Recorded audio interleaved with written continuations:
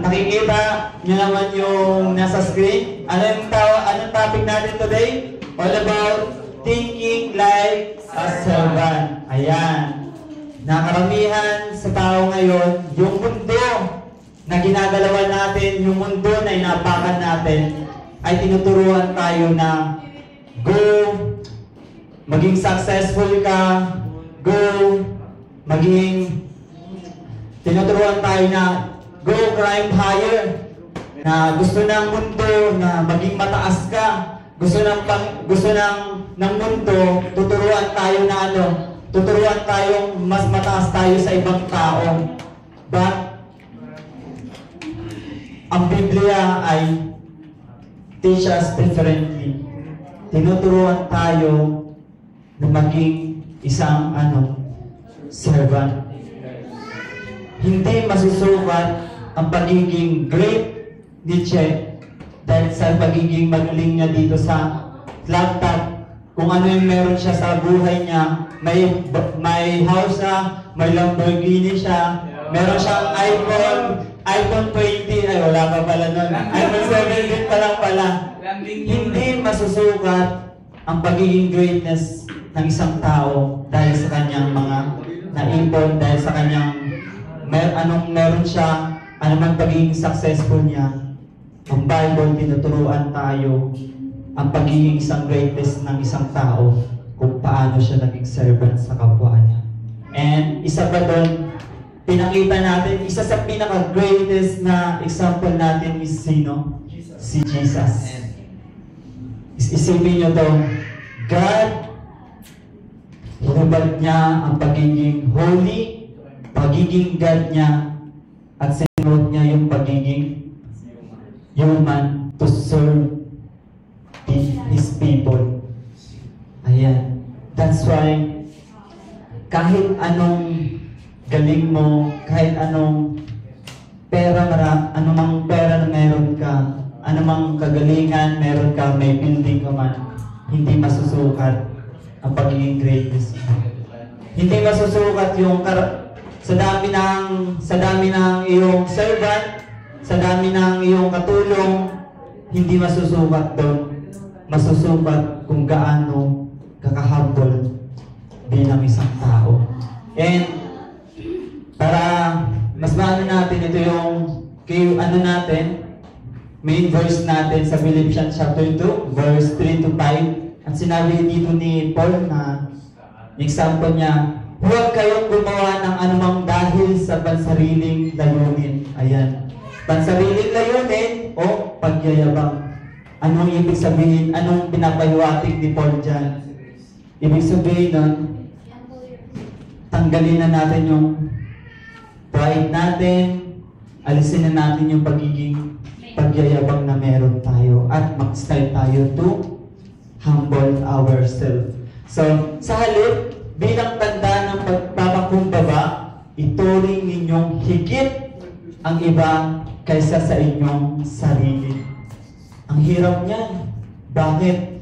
Nandito tayo sa mundo, nagpapataasan tayo, nagpapagalingan tayo. Ayan. Napakahirap. Bakit?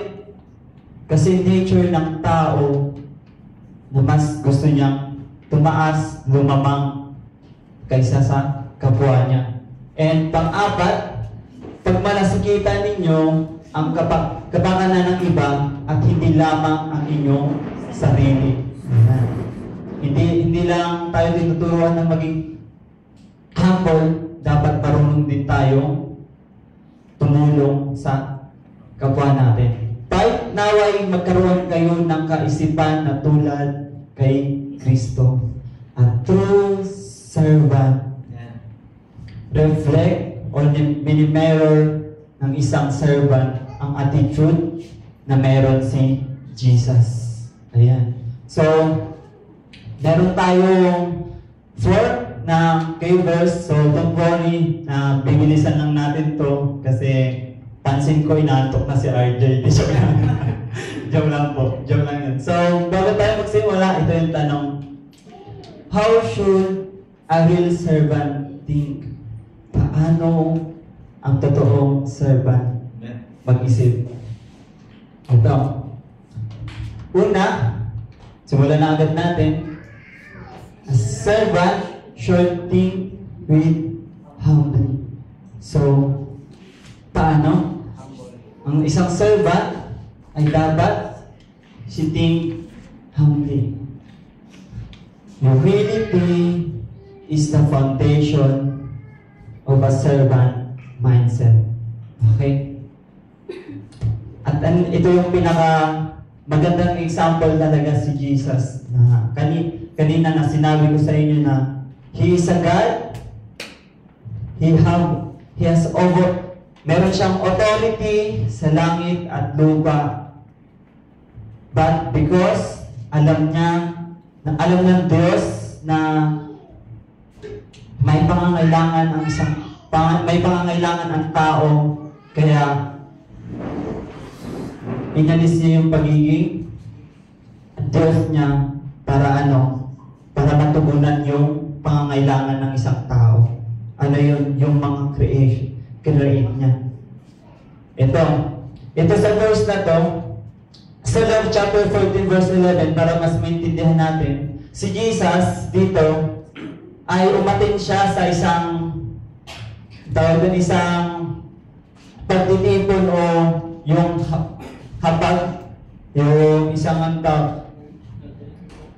isang pagsasalo.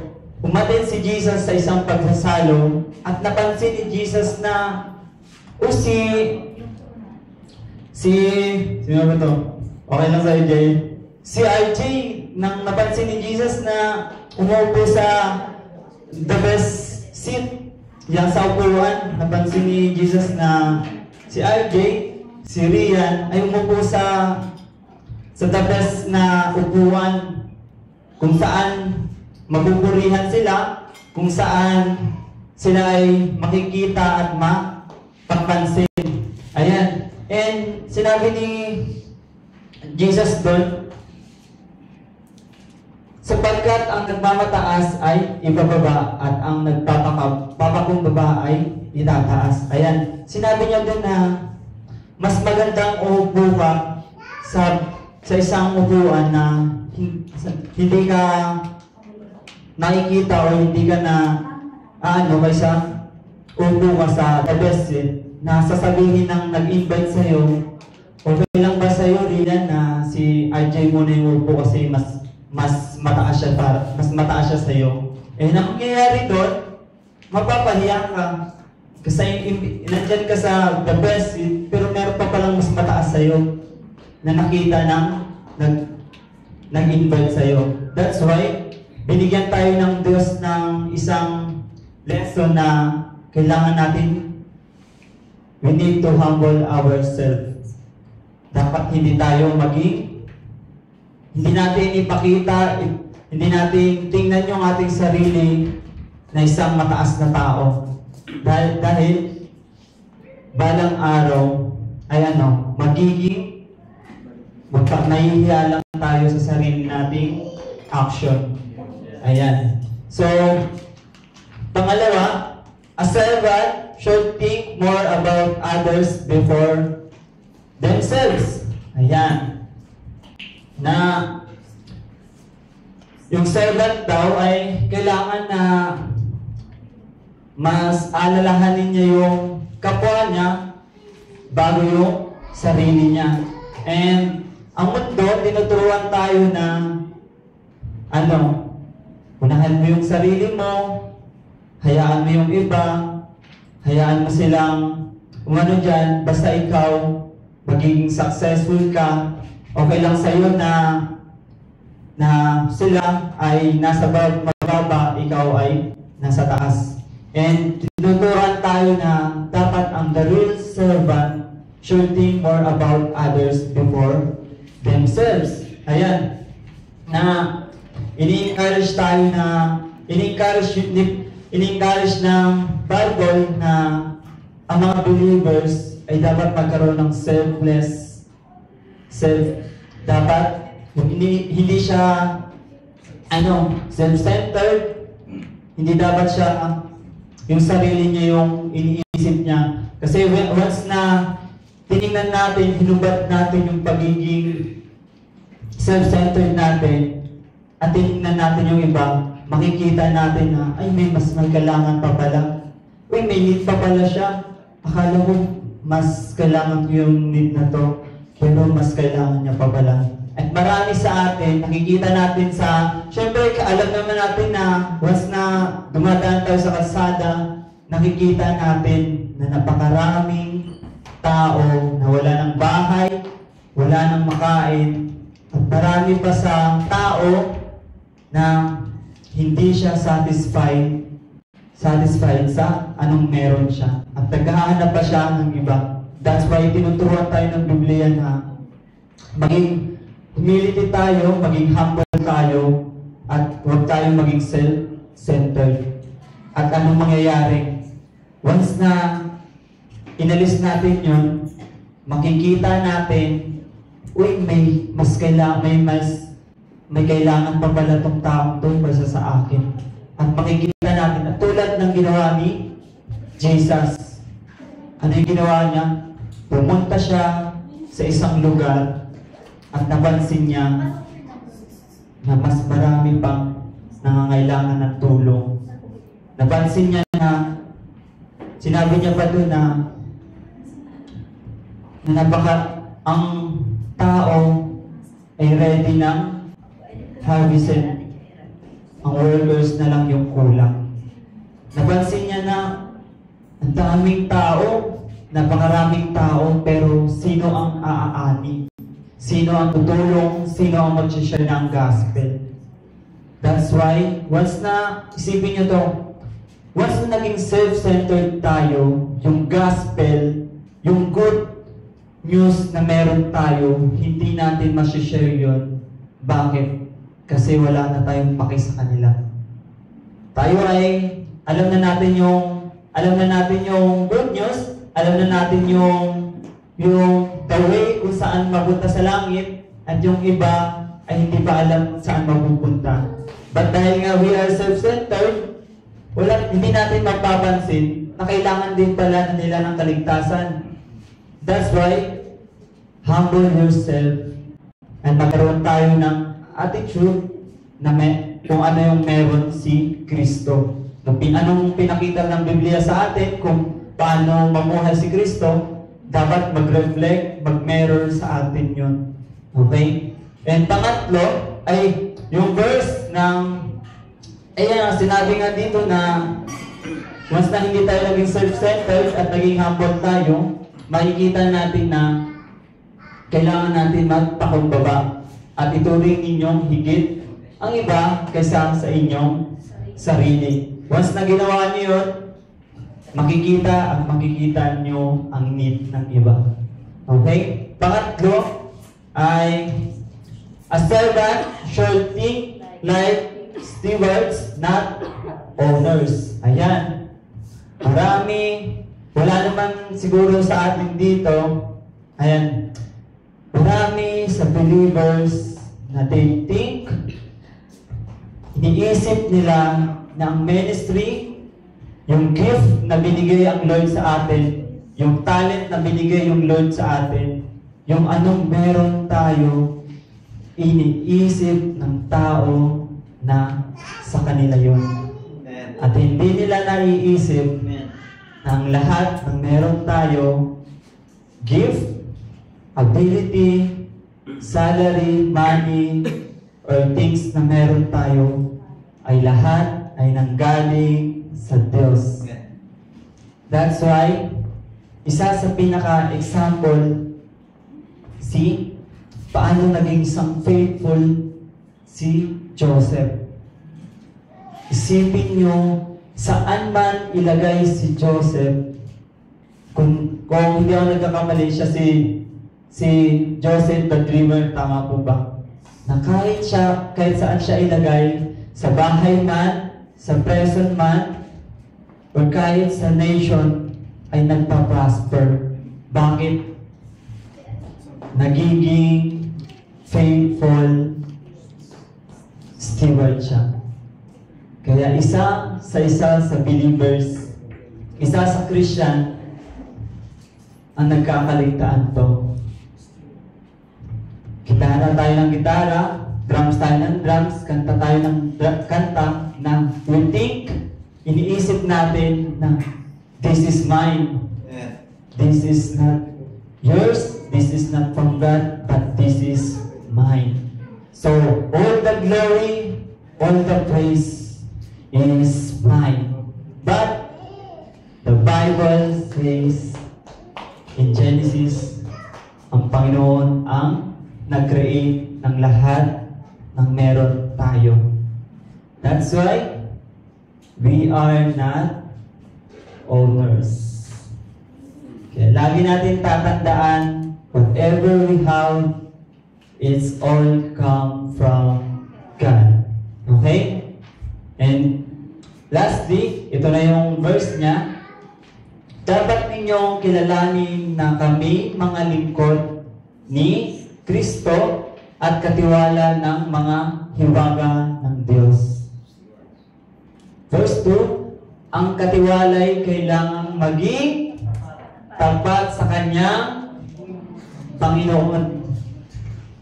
If tayo ay iniisip na natin sa sarili natin, we are Christians, we are follower of Christ, kailangan natin maging tapat sa ating Panginoon. That's why, whatever you do it for the Lord's to glorify His name. Hindi yun yung, kung alam nyo yung verse na yun, pero dinagdagan ko lang yan, na kailangan na kahit anong gawin natin, dapat nag-glorify yung Lord at hindi yung ating sarili. Kaya nga, we pray na itago tayo ng Diyos sa Kanyang likuran nang Siya ang makita. Diba? That's why, kakanta man tayo, kakain man tayo, maghuhugas man tayo, magluluto man tayo, magme-ministry man tayo, isipin natin lagi na this is for God. Because lahat ng meron ako ay nanggaling sa Diyos at pinagkatiwala niya lang sa akin ang lahat ng meron ako. That's why kailangan kong maging tapat sa Kanya. Amen? Amen. And wala nang lastly, ito pang-apat, a servant should think like eternally. Ayan. Kung hindi ako nagkakamali, ang lahat na in-advisean tayo, in-encourage tayo, na lahat ng ginagawa natin ay may kabuluhan. At ang Lord ang magre-reward sa atin. At in-example pa ng Biblia na anong tutulungan mo yung isang tao na kaya niyang ibalik yung tulong mo, ano bang reward na makukuha mo? That's why, in-encourage tayo na tulungan mo yung mga tao hindi kayang ibalik yung tulong na ginawa mo sa kanya. In-example niya yung mga bulag, pilay, at ano-ano pang may mga sakit. At ang lahat ng ginawa mo ay ang Lord na ang magbabalik. Okay? Ito yung verse. Sa Luke chapter 9 verse 24. Ang naghahangad na magligtas ng kanyang buhay ay mawawalan nito. Ngunit, mawawalan ng kanyang buhay. Ang mawawalan ng kanyang buhay alang-alang sa akin ay magkakamit nito. Ayan. Kung sino man sa atin mas mahalaga yung dreams, yung money, yung buhay natin, ang sinabi dito ay mawawalan nito. But kung sino man yung magsasurrender ng kanyang buhay, kanyang desire, ng kanyang dreams, ng kanyang goal, at sinusurrender niya ang buhay niya sa Panginoon, at ang mangyayari, makakamtan niya ang buhay na walang hanggan. So, ayun, hope na meron tayong matutunan. At ito lang yung challenge. Ito ang challenge sa lahat ng follower of Christ. We are the servant of God. He is the highest of the highest. He is King of kings. So never, never doubt your God. Never na never natin dapat na ikahiya ang ating Diyos. Let's praise, ipakita natin sa mundo na God is good. Okay? So ngayon, a servant, a true servant. Ito ang challenge. A true servant, kailangan mag-mirror, mag-reflect ang attitude na meron si Jesus. Pagiging humble niya, pagiging mapagmahal niya, at magkakaroon ng care sa kapwa. Amen? So, ayun. Let's pray. Pwede ko po ba kayong maanyayahan na tumayo? Oh Heavenly Father, Lord, sa mapagpalang umaga, Panginoon. Salamat, Panginoon, sa pagkakataon na kami ay marinig, ma-remind ang inyong salita, Panginoon. Salamat, Panginoon, sa pagkakataon na kami ay marinig muli ang salitang ito, Panginoon. Salamat, Panginoon, sa privilege, Panginoon, na mapagkatiwalaan kami ng inyong kapangyarihan, Panginoon, ministry, Panginoon. Salamat sa inyong pagtitiwala sa amin, Panginoon, na binigyan nyo kami ng pagkakataon na magkaroon ng ability, Panginoon, na iba't ibang ability na meron kami, Panginoon, kumanta, mag-speak, mag-gitara, Panginoon, mag-share ng Word of God, Panginoon, na maging malakas, Panginoon. Salamat, Panginoon. Ang lahat ng ito, Panginoon, ay nagmula sa inyo, Panginoon. At tulungan mo kami, magkaroon kami ng puso, maging faithful kami, Panginoon, sa inyo at sa inyong mga pinagkatiwala sa amin, Panginoon, na naway tulungan nyo kami, Panginoon, na ang lahat ng aming meron kami ay ito ay mag-grow, Panginoon, at tulungan nyo kami, ilayo nyo kami, Panginoon, na kami ay matakot, Panginoon, at ilibing na lang namin ang anumang meron kaming ability, Panginoon, Lord. Patulungan nyo kami, Panginoon, na mag-grow kami, Panginoon, Lord. Salamat, Panginoon, sa pagkakataon, Panginoon, na marinig namin kung ano ba talaga ang totoong servant, Panginoon, na you are the one greatest example, Panginoon, na sinabi niyo, Panginoon, na naparito ka sa lupa, Panginoon, hindi para pagsilbihan, Panginoon, kundi para magsilbi, Panginoon. Salamat, Panginoon, sa iyo po ang papuri at parangal, Panginoon. Ikaw po ang aming dinadakila at itinataas, Panginoon. In Jesus' name we pray. Amen.